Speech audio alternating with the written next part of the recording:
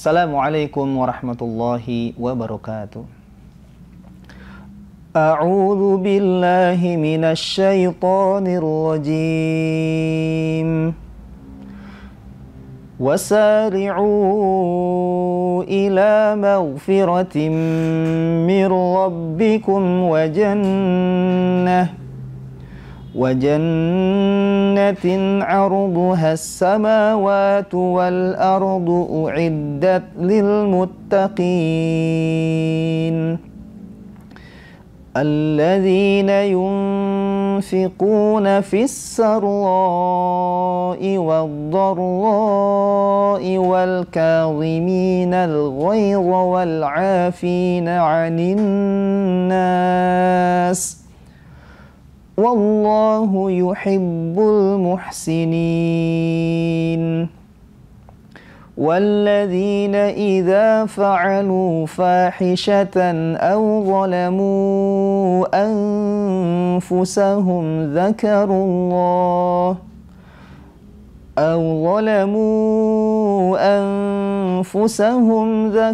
الله فاستغفروا لذنوبهم ومن يغفر الذنوب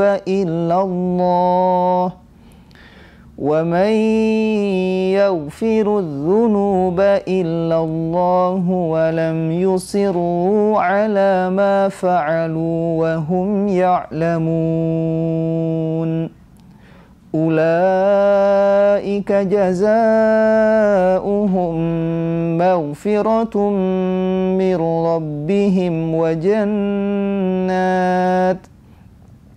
وجنات تجري من تحتها الأنهار خالدين فيها ونعم أجر العاملين. Shadaqallahul azim. Wassalamualaikum warahmatullahi wabarakatuh.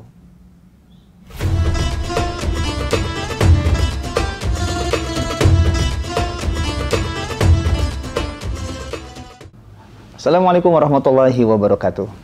Alhamdulillahirabbil alamin wassalatu wassalamu ala Rasulillah wa ala alihi wa ashabihi ajma'in.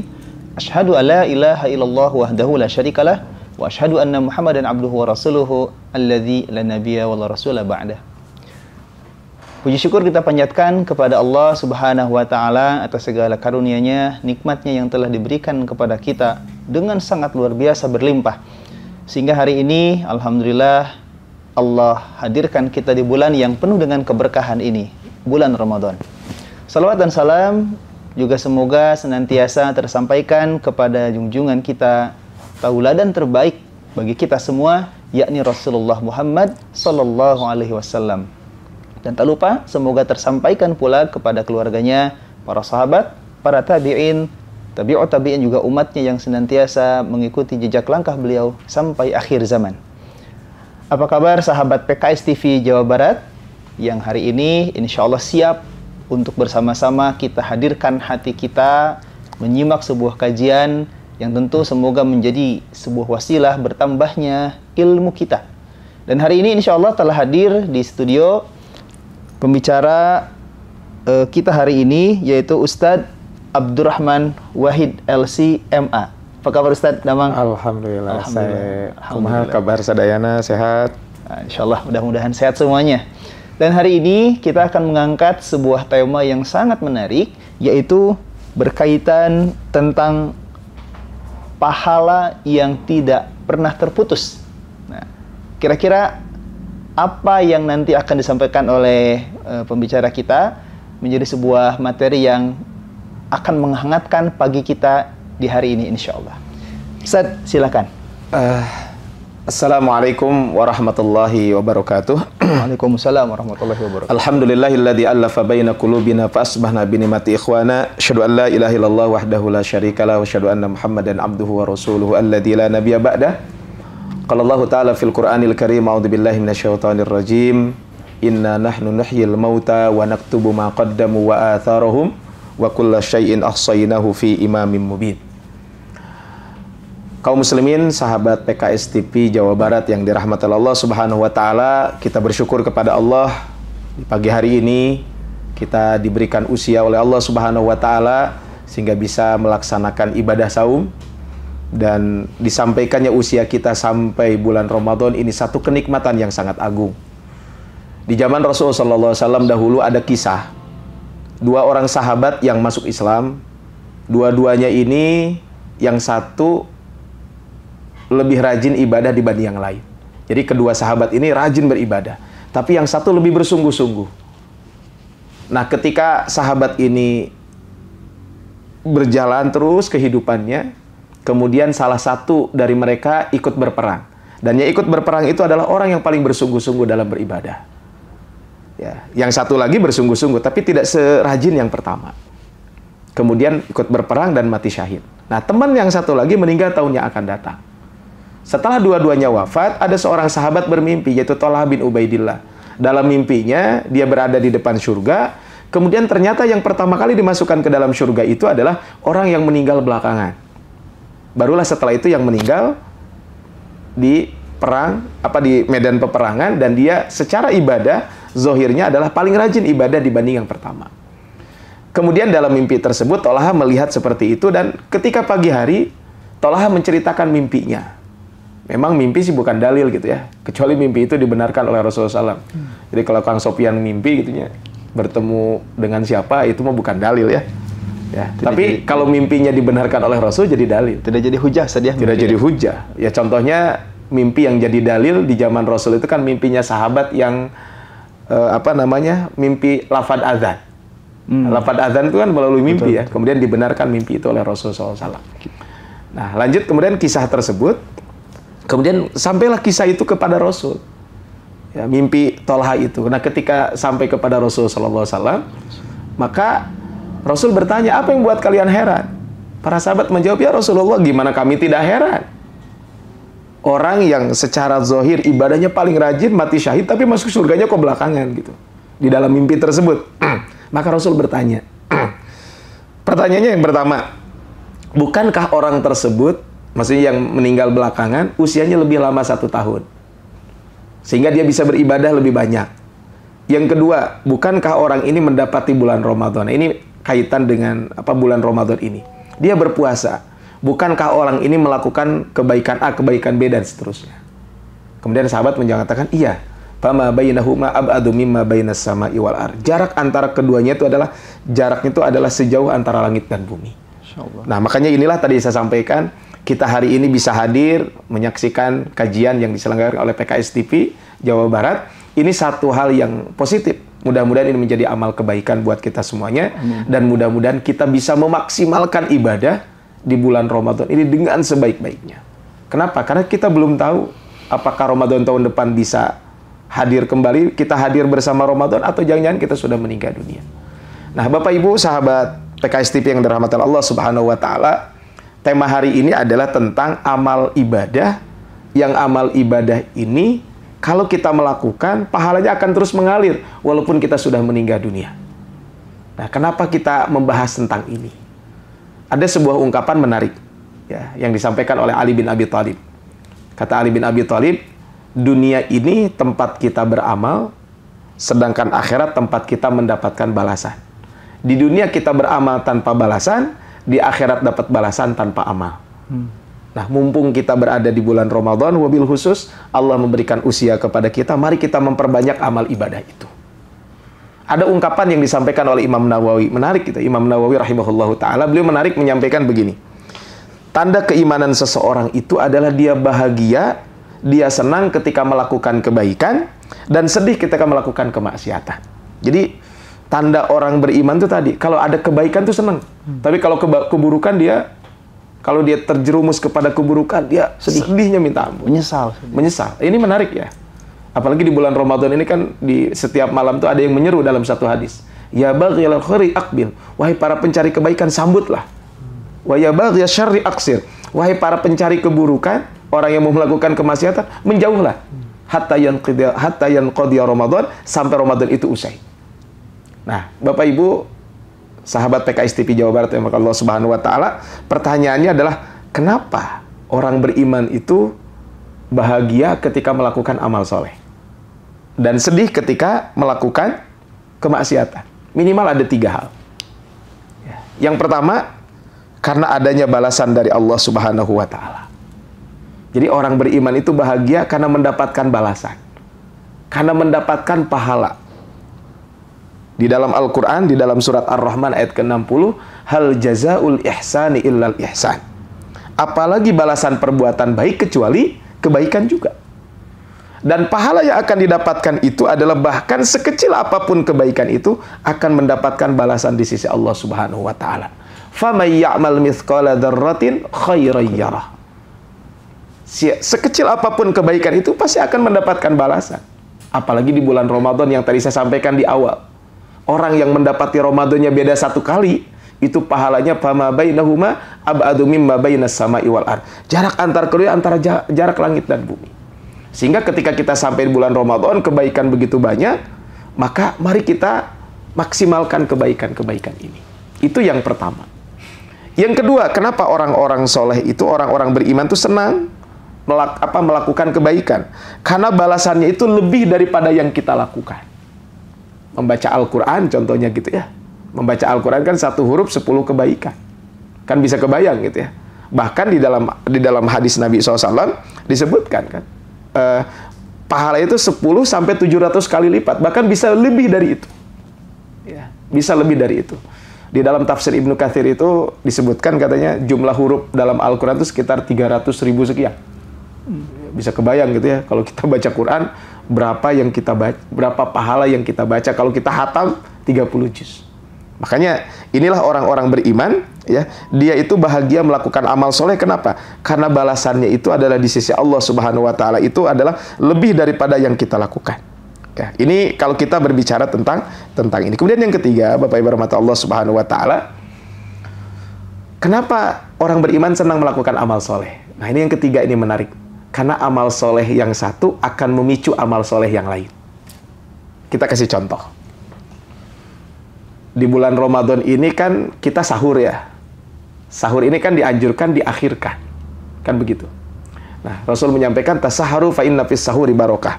Makan sahurlah kalian karena dalam makan sahur itu ada keberkahan.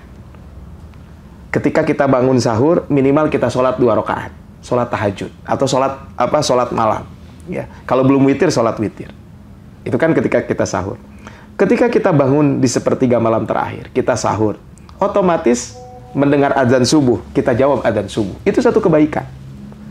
Apakah selesai di situ? Enggak. Setelah azan subuh, kita sholat qobliyah subuh. Khairum minad dunya wa ma fiha. Lebih baik daripada dunia dan seisinya. Setelah itu apa? Kita sholat subuh berjamaah. Rasul menyampaikan, siapa yang sholat subuh berjamaah seperti dia melaksanakan sholat malam semalam suntuk. Setelah sholat subuh berzikir, duduk sampai terbit matahari. Rasul menyampaikan, siapa yang sholat subuh berjamaah, duduk di masjid, berzikir kepada Allah sampai terbit matahari, kemudian dia sholat 2 rakaat, pahalanya sama dengan haji dan umroh. Masya Allah. Gara-gara apa coba? Gara-gara sahur. Artinya orang beriman itu senang, bahagia ketika melakukan kebaikan, karena akan memicu kebaikan-kebaikan yang lain. Ya. Jadi ini kalau kita lihat seperti itu. Kalau kita sholat tarawih kan, pasti kan sholat qobliyah isya, kemudian sholat isya berjamaah, sholat ba'diyah isya. Kalau ada kultum di situ dengerin kultum, kita pengajian di masjid. Dan dalam sebuah hadis Rasul menyampaikan, tidaklah seorang muslim pergi ke masjid tidak ada tujuannya satu di antara 2 hal, mengajarkan kebaikan atau belajar kebaikan, pahalanya sama dengan haji. Ada kultum di situ. Kenceleng tadi. Ada kenceleng, infak, pokoknya banyak. Betul. Artinya apa? Jadi ternyata kebaikan itu akan mengundang kebaikan-kebaikan yang lain. Kebalikannya, kalau kita melakukan keburukan, pasti akan mengundang keburukan-keburukan yang lain. Nah, makanya di bulan Ramadan ini tepatlah kalau kita melakukan kebaikan-kebaikan itu sebanyak-banyaknya. Jadi ini kalau kita berbicara tentang ini. Makanya betul kata Imam Nawawi, seorang mukmin itu tandanya apa? Senang ketika melakukan kebaikan dan sedih ketika dia tertimpa melakukan kemaksiatan. Nah, Bapak Ibu yang rahmat Allah Subhanahu wa Ta'ala, kalau kita berbicara tentang usia, kan usia kita ini terbatas. Kang Sofyan berapa usianya? 13 atau 17? 17 jalan. 17 jalan. Jalannya berapa kilo gitu? Itu kan jalannya apakah 17 lebihnya banyak atau kurang kan, itu bab lain ya. Tapi maksudnya kan usia kita berapa tahun? Betul. Yang namanya usia kan kita tidak ada yang tahu ya. Allah yarham, mungkin kita tahu almarhum Bang Oded ya. Beliau wafat di usia belum 60 ya kalau nggak salah ya. Masih produktif ya? Ya masih usia produktif. Tapi kan yang namanya meninggal kita tidak ada yang tahu. Almarhumah Oded mau sholat, beliau mau mengisi khutbah, masuk ke masjid, sholat tahiyatul masjid baru 1 rakaat juga belum selesai, jatuh, wafat. Kita tidak ada yang tahu. Nah, saya usia masih kepala 4, ya, usia 40 tahun lebih, ya, 40 tahun. Kalau lihat tadi malam itu saya lihat seorang ibu, ya, kemarin sore ya, pas kajian di masjid dekat rumah, ada ibu usianya sudah 70 tahun. Masya Allah. Saya bilang, Bu, belum tentu saya bisa seusia ibu. Ya kan, ibu itu sudah 70 tahun, saya baru 40 tahun. Apakah saya akan seperti itu? Belum tentu. Nah, karena usia kita tidak ada yang tahu, maka inilah yang penting buat kita semuanya adalah bahwa kita memperbanyak amal kebaikan. Tapi kan amal kebaikan juga harus diperbanyak, cari amal-amal ibadah yang paling terus mengalir. Dan setiap kebaikan yang kita lakukan, Allah akan mencatatnya. Nah, mungkin Bapak Ibu sering membaca surat Yasin di kita ya. Yasin kan masyhur di kita ya. Nah, di surat Yasin itu ada satu ayat di ayat ke-12. Nah, di ayat ke-12 itu kan disebutkan, Inna nahnu nuhyil mauta wa naktubu ma qaddamu wa atharuhum. Sungguh kami akan menghidupkan. Di sini adalah yang mati. Ya, kita ini kan awalnya tidak ada, kemudian meninggal, kemudian kita akan hidup lagi kan begitu. Jadi kita ini nanti akan diwafatkan, kemudian akan dihidupkan kembali. Nah, yang menarik di sini, wa naktubu ma qaddamu. Allah akan mencatat seluruh apa yang pernah kita lakukan. Jadi semua apa yang kita lakukan Allah catat. Tapi di sini yang menarik di ayat ini, wa atharuhum. Wa atharuhum itu adalah dalam bahasa terjemahnya dan bekas-bekasnya. Nah, kalau kita lihat di dalam ayat ini bahwa Allah Subhanahu wa taala akan mencatat setiap apa yang pernah kita lakukan dan bekas-bekasnya. Nah, memang para mufassirin ketika menjelaskan apa yang dimaksud dengan wa atharuhum ini. Ada dalam surat Al-Kahf, dalam surat Yasin itu di ayat ke-12, sebagian mengatakan wa atharuhum itu adalah langkah kita menuju masjid. Ya, langkah kita menuju masjid, ya. Salah satunya adalah ada sebuah riwayat, yang riwayat ini disebutkan bahwa di Madinah itu ada kabilah Bani Salamah. Jadi kabilah Bani Salamah itu rumahnya jauh gitu dari masjid. Nah, di dekat Masjid Nabawi itu ada tempat kosong lah bahasa kitanya. Tanahnya masih kosong gitu ya. Nah, ketika itu ya kabilah Bani Salamah itu pingin pindah rumah biar rumahnya dekat masjid. Jadi mungkin mau pindah komplek mereka. Ya cuman ini kompleknya dia pingin dekat ke masjid gitu. Luar biasa. Luar biasa. Niatnya bagus, pingin dekat ke masjid. Kemudian sampailah informasi itu kepada Rasul. Rasul nanya, katanya dengar-dengar kalian pingin pindah rumah ya? Ya Rasul, biar kami lebih dekat dengan masjid. Tujuannya biar lebih rajin ibadah. Maka Rasul menyampaikan, jangan kalian lakukan. Nah, di sini di hadis disebutkan, diyarukum tuktabu atharukum. Langkah kalian akan dicatat. Jadi setiap langkah kita ke masjid itu akan dicatat. Dalam satu riwayat disebutkan langkah itu adalah akan mengangkat derajat dan akan mengampuni dosa. Jadi, nah ini kan berarti asar di sini adalah langkah kita menuju masjid. Jadi kalau bulan Ramadan kita minimal 5 kali ke masjid kan, dari subuh sampai isya kan, artinya apa? Setiap langkah itulah yang akan dicatat oleh Allah Subhanahu wa taala. Ada nanya, kumaha saya mau naik motor. muter gitu, apakah putaran bannya wallahu alam. Itu kan, tapi yang jelas Allah Maha tahu. Ya bukan masalah itunya. Jadi Allah Maha tahu ya. Kaitan dengan wa naktubu ma qaddamu wa atharuh. Nah, itu yang pertama. Nah, tapi yang kedua ini menarik ya. Yang kita bahas di pagi hari ini adalah wa atharuhum di sini adalah yang kedua ini adalah bahwa Allah akan mencatat kebaikan yang kita lakukan ya. Dan kebaikan itu diikuti oleh orang-orang setelah kita. Ya, bahasa sederhananya begini. Kita ini melanjutkan kebiasaan baik orang-orang sebelum kita. Makanya salah satu bentuk bakti kita kepada orang tua adalah ya, kalau orang tua sudah tidak ada, mari kita lanjutkan kebiasaan baik orang tua kita apa. Jadi kalau ada kebiasaan A, lakukan lagi. Ya, kebiasaan B lakukan. Supaya apa? Tadi wa atharun itu dapat gitu ya. Inilah mungkin kaitan dengan pembahasan kita di hari ini, betapa pentingnya kita harus memiliki athar. Bekas-bekas amal kita ini apa gitu ya. Sehingga nanti amal ini akan pahala yang terus mengalir, baik dilakukan oleh orang ataupun tidak. Nah, makanya di sini kita akan membahas tentang amalan-amalan ini. Nah, sebenarnya amalan ini ada 8 ya, sesuai dengan nomor PKS. Bukan karena ada 8, banyak amalannya, cuman kita sebutkan 8 aja. Ya, biar mudah gitu ya. Ada 8 amalan. Nah, syukur kalau kita melakukan ke-8 amal ini. Ya, kalau bisa, kalau tidak bisa, pilih atau salah satunya gitu ya. Nah, memang kaitan dengan ini ada 2 hadis Nabi SAW. Dan hadis ini diriwayatkan dari Anas bin Malik radhiyallahu anhu ya, bahwasanya Anas bin Malik radhiyallahu anhu menyampaikan Rasulullah bersabda sab'un. Jadi memang ada 2 riwayat ya. Jadi riwayat yang satu nih sab'un, dua-duanya 7, cuman dari 7 ini saling melengkapi gitu ya. Jadi ada sab'un katanya. Ada 7 amalan ya. Yajri lil abdi ajruhunna min ba'di mautihi wa huwa fi qabrihi. Ada 7 amalan yang amalan ini pahalanya akan terus mengalir. Ya. Terus mengalir gimana? Terus mengalir walaupun dia sudah meninggal dunia ketika dia di alam kubur. Ya, ini ada 7 amalan. Apa saja amalan tersebut? Pertama adalah man 'allama ilman. Jadi yang pertama adalah orang yang mengajarkan ilmu. Ya, jadi yang pertama adalah orang yang mengajarkan ilmu. Nah, apakah yang dimaksud dengan mengajarkan ilmu? Ya, yang dimaksud ilmu di sini adalah kalau lihat dari hadis ini, Syekh Utsaimin rahimahullah taala pernah ditanya, "Wahai Syekh, ilmu yang disebutkan dalam hadis ini ilmu apa sebenarnya?"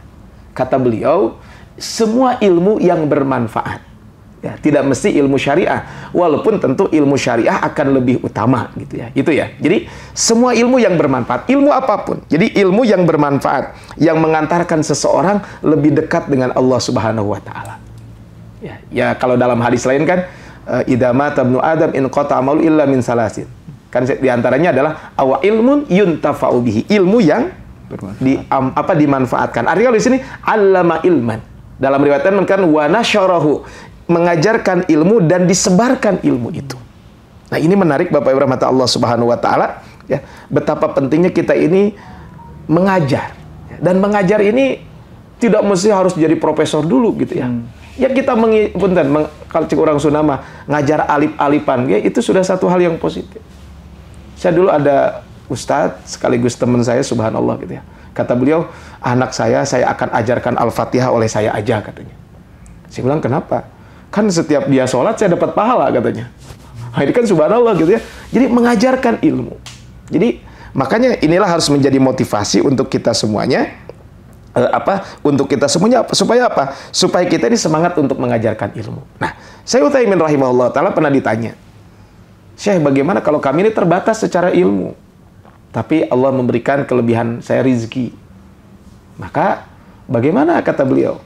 "Kalau saya belikan buku dan lain sebagainya gitu, apakah itu termasuk allama ilman?" Insya Allah itu pun termasuk allama ilman. Jadi allama ilman tuh bisa jadi mengajarkan langsung atau memfasilitasi. Ya mungkin ada kajian, kita catat kajian itu, upload di media sosial kita gitu ya, daripada uploadnya gitu ya. Kalau bulan puasa macam mana? Atau kalau jam 12 teh ningal lihat karet gelang ya, tiga lihat atau jangan cucunguk tadi 3 korba aja. Nah, jadi kita upload kita di medsos itu ada ilmu lah, sebarkan hadis atau apa, itu termasuk allama ilman. Ya, kita mengajarkan ilmu. Termasuk juga tadi kita membiayai orang-orang yang belajar. Ya, mungkin kita mungkin ada komunitas, ada orang yang ingin belajar, dia terbatas dana, kita bantu gitu ya. Itu insya Allah termasuk allama ilman. Walaupun tentu kita mengajar secara langsung itu akan lebih baik. Ya, mengajar sederhana kepada anak. Betul. Ya, yang sudah berkeluarga, punya anak, ajarkan hal-hal kebaikan itu kepada anak. Di samping satu kewajiban kita sebagai orang tua, yang kedua mengajarkan kepada anak kan bisa dengan perilaku. Nah, dengan perilaku itu anak melakukan kebaikan yang biasa kita lakukan, ya termasuk tadi allama ilman, kita mengajarkan ilmu. Jadi ini yang pertama. Nah, yang kedua yang disebutkan dalam hadis Nabi SAW itu adalah ajro nahron, mengalirkan sungai yang mati. Maksudnya adalah mengalirkan sungai ini membuat aliran pada sungai yang tertahan airnya agar air tersebut bisa mengalir ke tempat-tempat pemukiman masyarakat sehingga orang lain bisa memanfaatkannya. Jadi bahasa sederhananya mungkin kalau di kita ada program namanya Citarum Harum, ya kan? Itu teh dalam rangka apa? Dalam rangka supaya sungai itu mengalir airnya dan bermanfaat. Tidak buang sampah, Ustaz ya. Nah, intinya meureun ayeuna mah jangan buang sampah sembarangan. Jadi tong bikin kasur kasusukan gitu. Jadi karena pernah terjadi banjir kata di satu tempat gara-garanya itu. Kasur ya. Kasur disusukan. Gitu. Sudah bukan kresek lagi ya yang dibuang ya. Kasur ya. Hati-hati. Ada katanya pernah betul, ya cuman kan itu satu kali lah, nggak sering. Tapi maksudnya ini kan air sungai itu bisa mengalir gitu ya. Kalau nggak salah dulu Gubernur Jawa Barat Kang Aher ya, salah satu program itu kan pingin membuat Citarum itu kembali seperti dulu gitu ya. Jadi bisa ngojai meureun gitunya. Tapi kan beberapa ya sekarang contoh mungkin sederhana gitu. Jadi air sungai itu dialirkan, dengan dialirkan itu apa? Bermanfaat untuk masyarakat. Nanti bisa untuk pertanian, untuk perkebunan. Termasuk juga mungkin di beberapa tempat sumur-sumur itu kan dari sungai itu ya. Kan ada sungai, ada Citarum, mungkin ada sungai kecilnya. Termasuk mungkin yang got-got kecil itu. Pinggir-pinggirnya ya. Ya, pinggir-pinggir itu kan. Saya contohnya di tempat kelahiran saya itu masyarakat itu biasanya sumur itu resapan. Sumur itu resapan dari sungai-sungai besar. Dari sungai-sungai besar terus nanti ngalir ke daerah, ke kampung kecil, nanti si air itu kan ngalir ke sawah. Di sawah kan ada ikan, aya bancet, aya naon kemudian ngalir ke kolam, di situ ada ikan dan lain sebagainya. Artinya manfaatnya besar gitu. Menghidupi makhluk-makhluk yang menghidupi makhluk, dan itu kalau dilakukan subhanallah gitu ya. Ini kalau dilakukan, ini kan subhanallah itu satu hal yang positif. Ya, apalagi kalau mengalirkan air itu kan airnya nanti dipakai untuk minum. Kalau misalnya di Afrika atau di mana gitu, ada orang sengaja dia buat paralon gitu. Paralon, jadi untuk apa? Paralon menyambungkan dari satu gunung ke gunung lain, untuk apa? Air itu supaya dimanfaatkan oleh masyarakat sekitar. Bisa kebayangkan pahalanya seperti apa? Ajron nahron, mengalirkan sungai. Nah, jangan sampai buang sampah, apalagi sungainya dipenet gitu. Sengaja gitu ya. Termasuk aliran sungai yang kecil-kecil itu gitu ya. Ya ini kita mungkin kalau Bapak Ibu kebetulan di depannya ada parit kecil gitu, kita bersihkan gitu ya. Sehingga air itu bisa mengalir gitu ya. Saya kemarin pas menjelang Ramadan pulang kampung ya, karena masih ada kampung halaman. Pulangnya ke Ciparai pada dekat. Nah, saya pas main gitu ke sawah gitu ya. Main ke sawah kan masih ada sawah. Subhanallah gitu ya. Di situ air itu parit yang segede gini tuh airnya mengalir gitu. Nah itu kan anak saya aja kan kalau dulu mah saya lagi kecil mah kan ngambil apa gitu ya, dipalin-palin gitu. Kan ini juga subhanallah gitu kan, ini satu hal yang positif gitu ya. Di beberapa tempat masih ada refreshing saja. Refreshing juga gitu. Anak saya diajarin mainin ini gitu ya. Nah ini kan hal seperti ini. Jadi yang kedua adalah ajron nahron. Menarik kan? Kita mengalirkan air sungai. Ya mungkin bahasa kitanya mah jangan buang sampah sembarangan ke sungai. Kemudian kalau sungai itu menyempit, tolong ya diperlebar lagi dan seterusnya gitu, sehingga nanti aliran sungai itu betul-betul sesuai dengan peruntukannya. Ini yang kedua. Nah yang ketiga, rahmat Allah Subhanahu wa taala yang disampaikan di dalam hadis ini adalah hafara bi'ran, menggali sumur. Nah, maksud menggali sumur itu sumur digali, airnya untuk masyarakat. Saya pernah ngobrol di salah satu kabupaten kota itu, katanya dia di dekat pantai. Jadi kalau menggali air itu harus bisa sampai 100 meter lebih katanya. Ke bawah gitu ya. Itu baru akan dapat sumber air. Dan di situ kalau sudah musim kemarau, itu kesulitan air. Padahal sudah dalam saja ya. Padahal udah dalam. Nah, tapi katanya kalau sekian ratus kilometer itu insya Allah airnya stabil, sehingga masyarakat 100 kilometer, 100 meter gitu ya. Kalau udah 100 meter itu insya Allah katanya airnya stabil untuk masyarakat. Jadi kalau tidak ada sumur itu, masyarakat di situ kalau sudah musim kering, musim kemarau udah dapat air, ya. Kesulitan air. Nah, di sini hafara bi'ran, kita menggali sumur. Nah, dalam konteks menggali sumur itu dalam rangka apa? Tentu menggali sumur untuk apa? Menggali sumur nanti airnya dibagikan untuk masyarakat. Kita tahu Utsman bin Affan radhiyallahu anhu, ya beliau kan membeli sumur dari orang Yahudi, kemudian sumur itu diwakafkan untuk kaum muslimin. Dan ini saya kira dulu di masyarakat masih banyak ya ada sumur. Kalau sekarang rata-rata sumurnya masing-masing ya. Kalau kami dulu di kampung itu, di kampung halaman itu dulu sumur itu satu sumur untuk berapa rumah gitu ya. Kadang bareng-bareng gitu ya. Nah ini hafara bi'ran. Mungkin bisa jadi ada gerakan membuat sumur gitu. Tapi tentu secara lingkungan juga perlu perizinan dan lain sebagainya gitu. Tetap ditempuh karena ya kalau semua orang menggali kan nanti juga ya habis air dan bahaya juga terhadap lingkungan gitu ya. Jadi maksudnya menggali sumur dalam konteks ini tentu perlu juga gitu ya. konsultasi kepada ahlinya sehingga ini membahayakan nggak untuk lingkungan dan lain sebagainya gitu ya. Bahkan coba lihat dalam sebuah hadis. Kan dalam sebuah hadis disebutkan ketika ada orang kehausan kan, kemudian dia bertemu sumur, dia masuk ke sumur kemudian minum. Naik ke atas ada anjing di atas. Anjing itu kan biasa kalau sekeliling sumur itu suka basah ya.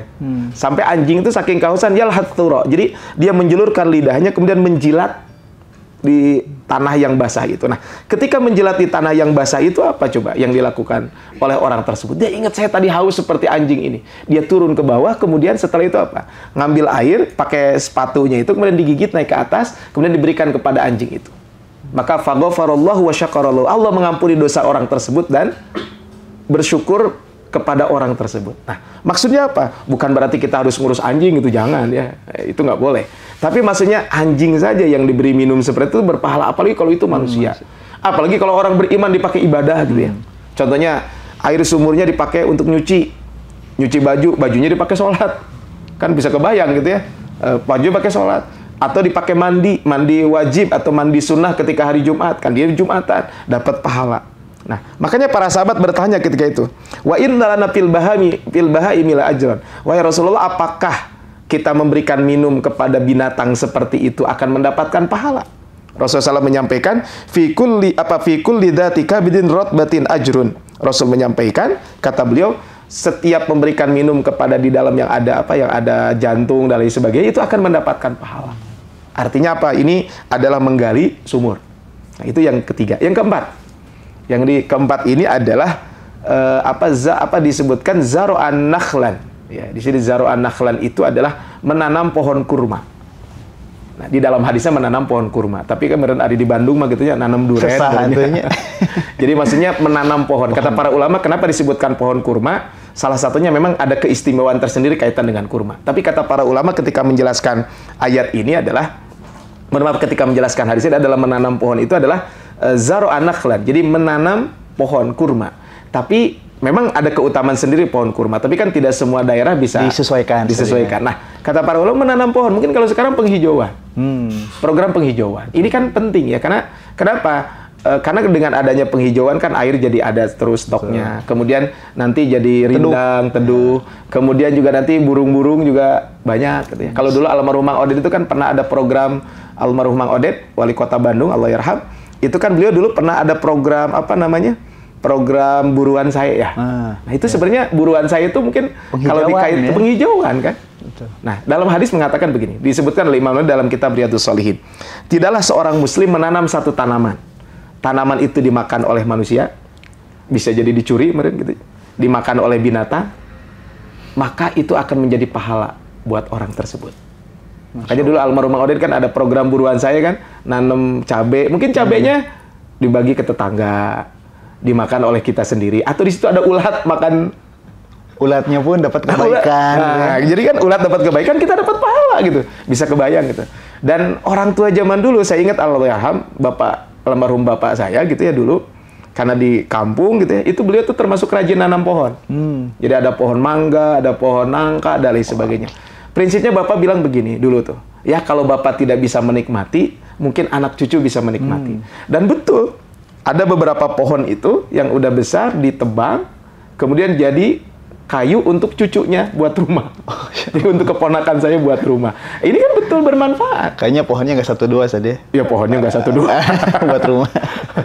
Ya enggak sih, ya rumahnya kan bukan rumah. Ya maksudnya ada lah beberapa pohon yang digunakan. Bisa dimanfaatkan. Bisa dimanfaatkan. Dan ini kan terjadi gitu ya. Jadi menanam pohon di depan rumah. Satu, kita penghijauan, ya. Kita jadi rindang, kemudian juga adem. Kemudian yang kedua, kita juga mungkin di situ juga untuk dalam rangka menjaga air kan supaya air terus ada gitu ya. Kemudian yang ketiga ya tadi pahalanya besar. Ya apalagi mungkin tanaman-tanaman yang bermanfaat. Ya contohnya nanam anggur gitu ya. Kan ada pengangguran gitu ya. Pengangguran itu nanam anggur kan itu juga satu hal yang positif. Pengangguran yang positif. Pengangguran yang positif itu nanam anggur gitu. Saya di belakang nih ada kakak ipar, kakaknya istri saya tuh rumah di belakangnya tuh ada pohon gitu ya. Sehingga sering tuh berbagi buahnya. Nih hari ini ada buah apa minimal bagi ke saudara, bagi ke tetangga gitu ya. Kan dapat pahalanya. Terus di situ kadang ada ulat, ada burung, ada apa kan. pasti makan di situ. Dapat pahala juga. Betul. Udah gitu katanya yusabbihu lahu ma fis samawati wal ard. Seluruh yang ada di langit dan di bumi itu bertasbih. Nah, salah satunya pohon-pohon juga bertasbih gitu ya. Artinya ini yang keempat. Yang kelima, bana masjidan, membangun masjid. Saya kira kalau ini seringlah dibahas gitu ya. Kalau bana masjidan ini membangun masjid ini kan kita sering mendengar tentang pembahasan membangun masjid ini. Jadi Bapak rahmat Allah Subhanahu wa taala, ini yang kelima ini adalah membangun masjid. Ya, ini saya kira sudah tidak perlu dibahas ya kaitan dengan membangun masjid ini. Kemudian yang keenam, warrasa mushafan. Mewariskan maksudnya berarti kan di sini menghadiahkan mushaf. Jadi kita beli mushaf, mushafnya kemudian kita distribusikan kepada orang-orang yang ya tempat-tempat tertentu yang kadang kekurangan mushaf. Wakaf mungkin. Wakaf lah, bahasa kita wakaf mushaf. Jadi bahasanya warrasa mushafan. Ya, wakaf mushaf. Mangga lah mungkin, apalagi di bulan Ramadan kan orang banyak tadarus. Betul. Ya, tapi juga saran saya adalah saya lihat di beberapa tempat kadang kalau mau wakafkan mushaf bagus wakaf sama ininya, sama tempatnya. Tiangnya saja. Ya tiangnya atau buatlah dari kayu gitu ya. Lemari ya. Lemari ya, nggak usah yang mungkin yang penting ketika cetek bawa mushaf 10 ya. Nanti ya dibuatkan aja lah dari kayu gitu ya, yang sederhana, ada rak sederhana sehingga karena biasanya di beberapa tempat mushaf itu kadang banyak tapi nggak ada tempatnya gitu. Akhirnya disimpan di kardus. Berceceran ya. Berceceran. Jadi dalam rangka juga kita memuliakan mushaf itu sendiri. Jadi warrasa mushafan. Kenapa? Karena kalau orang membaca satu huruf dia akan dapat 10 kebaikan. Tentu yang memberikan mushaf juga dapat pahala. Ya, ini adalah tentu warrasa mushafan. Mari kita gerakan wakaf mushaf. Ya mungkin di kota-kota besar sudah banyak mushaf. Betul. Ya, tapi kadang di daerah-daerah tertentu masih banyak walaupun juga mungkin ini juga jadi pelajaran juga. Jangan hanya warrasa mushafannya juga. Kalau bisa kan di daerah itu ada guru yang ngajarinnya. Kirim juga Ustaz ya. Kirim juga.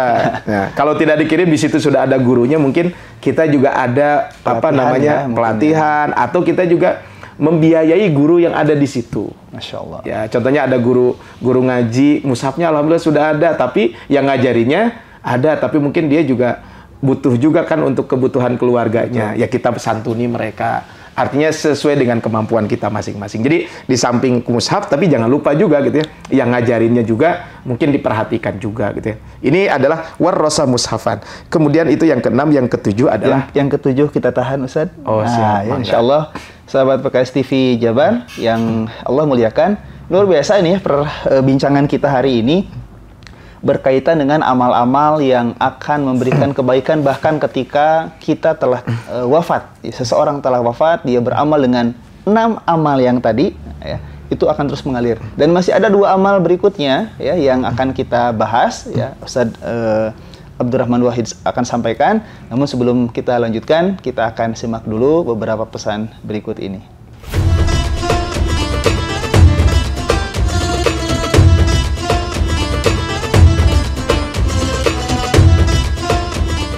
Kita lanjutkan kembali pembahasan kita setelah mengikuti pesan-pesan dari beberapa sponsor, dan mudah-mudahan kita masih semangat untuk menyimak 2 bahasan berikutnya. Masih ada poin ke-7 dan poin ke-8 berkaitan dengan amal yang akan terus mengalir walaupun seseorang telah wafat. Ustaz, silakan dilanjutkan. Baik, bismillahirrahmanirrahim. Bapak Ibu sahabat PKS TV yang dirahmati Allah Subhanahu wa taala.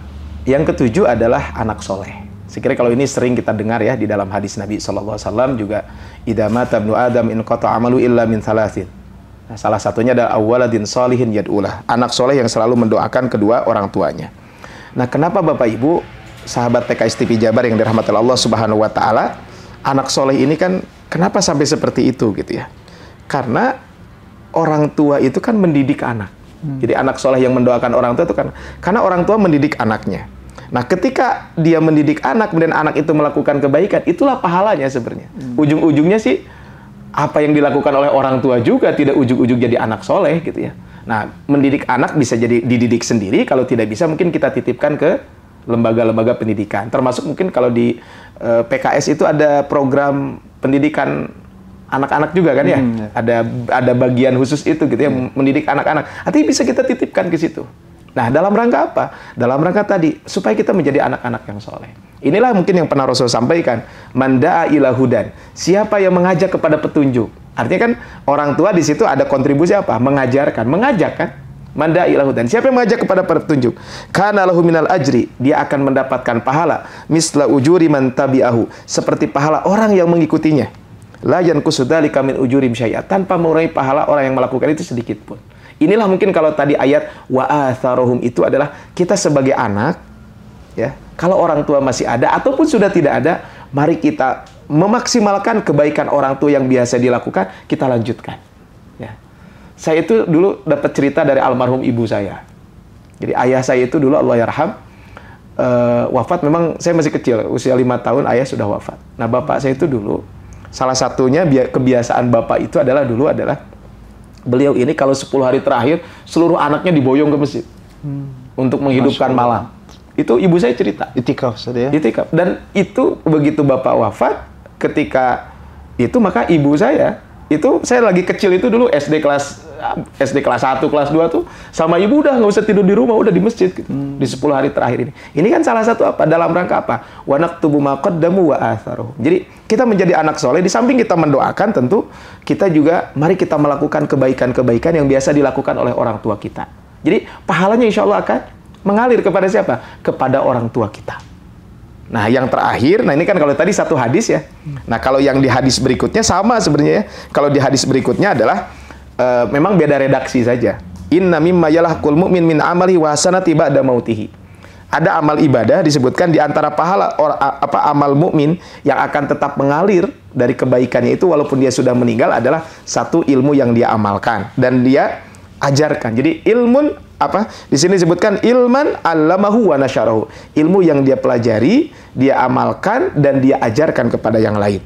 Anak soleh yang dia tinggalkan, mushaf yang dia wariskan, maksudnya wariskan itu wakaf mushaf berarti.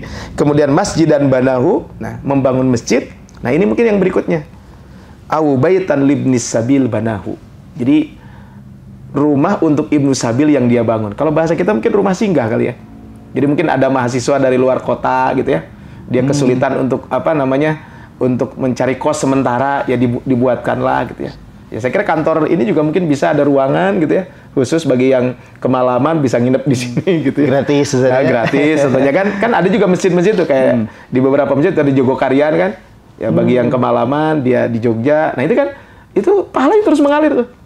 Ya kalau sekarang di Bandung mungkin kayak rumah singgah kali ya kan, di kota Bandung ini kan ada rumah sakit yang Jawa Barat skalanya kan. Orang mungkin dari Garut, dari mana kan, dia berobat. Betul. Nah, ketika berobat mungkin gratis karena ditanggung oleh BPJS. Tapi kan untuk nginepnya, repot. Mungkin kan kadang berobat hari ini, besok dia harus berobat lagi, besok pulang kan jauh. Betul. Nah, disiapkan itu tadi rumah singgah, mungkin bahasa kitanya begitu. Jadi ini bisa kita lakukan. Nah, kaitan dengan ini. Nah, memang di hadis ini ada lagi yang lain. Nahron ajrohu, sungai yang dialirkan. Kemudian sodakotan akhrojaha min malhi, sodakoh jariah yang kemarin disampaikan. Jadi inilah mungkin Bapak Ibu yang dirahmati Allah Subhanahu Wa Taala. Dari 8 amal ini, ya kira-kira mana yang bisa kita lakukan? Ya, kalau tadi disampaikan adalah ada 8 amal ini. Pertama adalah amal ibadah yang bisa kita lakukan, ilmu yang kita ajarkan. Atau yang kedua adalah setelah ilmu yang kita ajarkan juga adalah yang kedua mengalirkan air sungai, ya. Kemudian membuat sumur atau kita juga menanam pohon, kemudian juga membangun masjid, mewariskan mushaf, kemudian juga meninggalkan anak soleh gitu ya. Nah, ataupun kita membangun rumah singgah. Nah, sebenarnya kan kalau kita lihat tadi yang ujungnya kan sebenarnya yang ke-9 masih ada, tapi yang 9 itu kan wakaf. Wakaf kan bisa wakaf mushaf, wakaf sumur, wakaf gitu ya. Cuman kan kalau dirinci itu tadi amal ini kan ada beberapa yang mungkin tidak perlu modal gitu ya. Contohnya tidak perlu modal, kita nanam pohon, ya modalnya nggak terlalu besar. Orang sudah punya culcep lah gitu ya. Jadi kalau di kampung punya kebun, punya apa gitu ya, ya tanam pohon apa gitu ya. Nanti ada buahnya. Atau mungkin di komplek kan ada tanah pasum ya, fasilitas umum. Nah, di situ nanam pohon mangga, pohon apa gitu ya. Nanti buahnya mungkin tidak oleh generasi kita, bisa generasi setelah kita. Tapi kan itu akan bermanfaat buat kita semuanya. Bapak Ibu rahmat Allah Subhanahu Wa Taala, sekira itu saja mungkin pembahasan kita di pagi hari ini kaitan dengan ya amal ibadah yang pahalanya akan terus mengalir walaupun kita sudah meninggal dunia. Mudah-mudahan kita bisa mengamalkan ke-8 amal itu. Ya, kalaupun tidak bisa, ya berapa yang bisa kita lakukan, jangan sampai ditinggalkan. Kalau tidak bisa semua, ya jangan ditinggalkan semua. Ya, 1-2 mungkin bisa kita lakukan. Ada yang memang membutuhkan modal, tapi juga ada yang mungkin tidak membutuhkan modal. Dan yang paling penting adalah, kalaupun kita tidak bisa melakukan semua, kita menjadi fasilitator itu. Bangun sumur, saya nggak punya duit, tapi ada orang yang butuh sumur, ada orang kaya, ya kita sambungkan aja. Insya Allah itu pun akan menjadi pahala. Tadi manda ila hudan, siapa yang mengajak kepada kebaikan. Itu barangkali yang bisa sampaikan. Barakallahu fikum, hadanallahu yakum ajmain, wallahul muwaffiq ila aqwamit thoriq, nasrun minallahu fathun qarib, ihdinas siratal mustaqim, wa basyiril mu'minin. Assalamualaikum warahmatullahi wabarakatuh. Waalaikumsalam warahmatullahi wabarakatuh. Sahabat PKS TV yang dimuliakan oleh Allah Subhanahu wa taala, kalaulah kita mengingat kisah-kisah para sahabat di zaman Rasulullah, di antara mereka banyak yang memiliki satu amalan-amalan khusus. Ya, terkadang mungkin ada yang punya keistimewaan, upama misalkan seorang Khalid bin Walid, spesialisasinya adalah jihad fisabilillah. Ada pula yang begitu luar biasa sedekahnya. Kita mengenal Abdurrahman bin Auf, yang tentu mungkin mereka pun punya amalan-amalan lainnya, tapi ada yang paling menonjol. Nah, maka dari 8 amalan yang tadi yang disebutkan oleh pemateri kita di pagi hari ini, tentulah berat bagi kita kalau harus semuanya kita lakukan. Seperti yang tadi disampaikan, silakan kita bisa memilih di antara hal-hal yang sanggup untuk kita lakukan. Semoga Ramadan hari ini memberikan warna yang khusus, warna tersendiri bagi kita, dengan kita memiliki sebuah amalan yang mulai kita lakukan. Amalan yang kelak mudah-mudahan akan tercatat oleh Allah Subhanahu wa taala walaupun kemudian kita telah wafat. Semoga Ramadan kita menjadi Ramadan terbaik. Subhanakallahumma wa bihamdika asyhadu alla ilaha illa anta astaghfiruka wa atubu ilaik. Assalamualaikum warahmatullahi wabarakatuh. Waalaikumsalam warahmatullahi wabarakatuh.